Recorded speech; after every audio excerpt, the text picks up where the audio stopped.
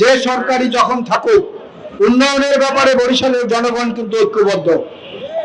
আপনারা জানেন বরিশালের বিভাগ, বরিশালের বিশ্ববিদ্যালয়, বরিশাল সিটি কর্পোরেশন, বরিশালের অন্যান্য আরো যা কিছু অবকাঠামোগত উন্নয়ন, এর সবগুলোই কিন্তু ওই সময় বেশিরভাগ হয়েছে দেশনেত্রী বেগম খালেদা জিয়া এবং শহীদ জিয়া বীরুত্তমের আমলে। এইবারের নির্বাচন, সর্বশেষ যে নির্বাচনটি হলো, একটা রক্তাক্ত জুলাই অভ্যুত্থানের পরিণতির মধ্য দিয়ে। তারপরেও আপনারা দেখেন বরিশাল বিভাগে 21টি সংসদীয় আসন। স্যান্ডেলিনা সো, রূপচর্চায় আভিজাত্য। 21টি সংসদীয় আসনের মধ্যে ফ্যাসিস্ট আওয়ামী লীগ সমর্থিত কোন প্রার্থী কিন্তু সেখানে নির্বাচিত হয় নাই। 18টি আসন সেখানে এককভাবে পেয়েছে বিএনপি, আর বাকি 3টি আসন পেয়েছে জামাত ইসলামী এবং ইসলামী আন্দোলন। 21টি আসনের মধ্যে যদি সবগুলো বর্তমান সরকারের সঙ্গে যারা আছেন আরো ছায়া সঙ্গী হিসাবে, তাদের মধ্যে আমরা দিয়ে দিতে পারি, বাজেটে আমাদের জন্য বরাদ্দ থাকবে না, 6 লেনের জন্য ভাঙা থেকে কুয়াকাটা পর্যন্ত কোনো ঘোষণা থাকবে না। এটা আমাদেরকে অত্যন্ত পীড়া দেয়, কষ্ট দেয়, মানসিক যন্ত্রণা দেয়। আমাদেরকে জনগণের কাছে যেতে হয়, জবাবদিহি করতে হয়, তাদের কথার উত্তর দিতে হয়। কারণ মানুষ ভোট দিয়েছে একটা বড় প্রত্যাশা দিয়ে। তারা অতীতে বিশ্ববিদ্যালয়ের কথা স্মরণ করে রেখেছে, তারা সিটি কর্পোরেশনের কথা স্মরণ রেখেছে, তারা বরিশালের বিভাগের কথা স্মরণ রেখেছে।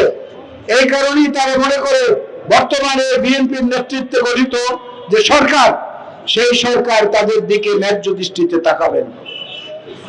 অনেক জায়গায় অনেক কিছু হচ্ছে, আমরা চাই বাংলাদেশের সব জায়গায় হোক, সুষম উন্নয়ন হোক, কিন্তু সেজন্য আমাদের যেটা ন্যায্য প্রাপ্ত, যেটা আমাদের ন্যায্য দাবি, সেটাকে পাশ কাটিয়ে দেওয়া হবে, এটা কিন্তু মেনে নেওয়া যায় না। আজকে রাস্তায় দাঁড়িয়ে আমরা কথা বলছি, যেহেতু আমি সরকারের মধ্যে নেই, এখানে যারা আছেন তারা কেউ সরকারের মধ্যে নেই, কিন্তু সংসদে বরিশাল আছে, স্পিকার আছেন, চিফ হুইপ আছে, বরিশালের বেশ কিছু মন্ত্রীরা আছে, বিএনপি আছে এবং অন্য দল থেকেও যারা এসেছেন তারাও আছেন। সুতরাং সব মিলিয়ে বরিশালের জন্য যৌক্তিক এবং ন্যায়সঙ্গত যে দাবি দেওয়া, অবকাঠামোগত উন্নয়ন সহ অন্যান্য যে দাবিগুলো আমরা এর আগেও পেশ করেছি বিভিন্ন জেলা সমিতির পক্ষ থেকে, এখানে বরিশাল বিভাগের সমস্ত জেলার প্রতিনিধিরা আছেন। সুতরাং আমরা এই আঞ্চলিক মহাসড়ক উন্নয়নের চেয়েও জাতীয় মহাসড়কে সংযুক্ত হতে বেশি আগ্রহী। জাতীয় মহাসড়কে সংযুক্ত হলে পরেই অন্যান্য আঞ্চলিক মহাসড়কগুলোতে স্বয়ংক্রিয়ভাবেই সংযুক্ত হওয়া যাবে। আমরা যদি সিলেট অঞ্চলে যাই, সিলেট অঞ্চলে দেখবো এক সাইফুর রহমান সাহেব যা করেছেন, এখন সিলেটের প্রত্যেকটি জেলা, প্রত্যেকটি উপজেলা আন্তঃসংযোগের মাধ্যমে নিজেরা যোগাযোগ ব্যবস্থার উন্নয়ন ঘটিয়েছেন। সুতরাং আমরা এই ভাঙ্গা থেকে কুয়াকাটা পর্যন্ত 6 লেনের যে প্রস্তাবনা আমরা দিয়েছি, সেটা অবিলম্বে বাস্তবায়ন করার জন্য বাজেটে অর্থ বরাদ্দ করা হোক, এটা হচ্ছে আমাদের সুনির্দিষ্ট দাবি। একই সঙ্গে বরিশাল শেরেবাংলা মেডিকেল কলেজ এবং হাসপাতালের স্বাস্থ্য ব্যবস্থার আজকে যে দুর্দশা, এখানে প্রয়োজনীয় সংখ্যক ডাক্তার, সহকারী নার্স এবং অন্যান্য আনুষঙ্গিক ব্যবস্থাগুলো পর্যাপ্তভাবে করা হোক।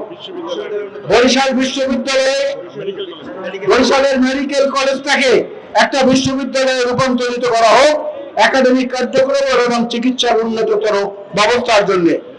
একই সঙ্গে নদী ভাঙন কবলিত যে এলাকাগুলো রয়েছে, সেই এলাকাগুলোতে মানুষের জীবনযাত্রার যে আজকে বিপন্ন অবস্থা, এটা প্রতিরোধ করবে পানি সম্পদ মন্ত্রী সহ অন্যান্য যারা আছেন, তাদের কাছে আমাদের স্মারকলিপি দেয়া আছে, তাদের কাছে আমাদের কথাগুলো বলা আছে।